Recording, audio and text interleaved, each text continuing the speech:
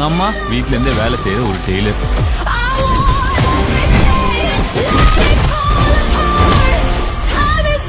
அந்த பொண்ணு அப்பா அம்மாவோட வீட்டுலனா இருக்கா. சப்பா ஃபேமிலினா அது.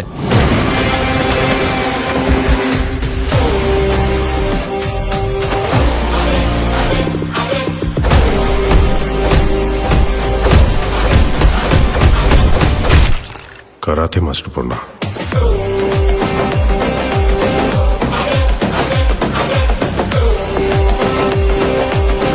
என்ன கொன்னுட்டா இதெல்லாம் முடிஞ்சிடும் நினைச்சியா?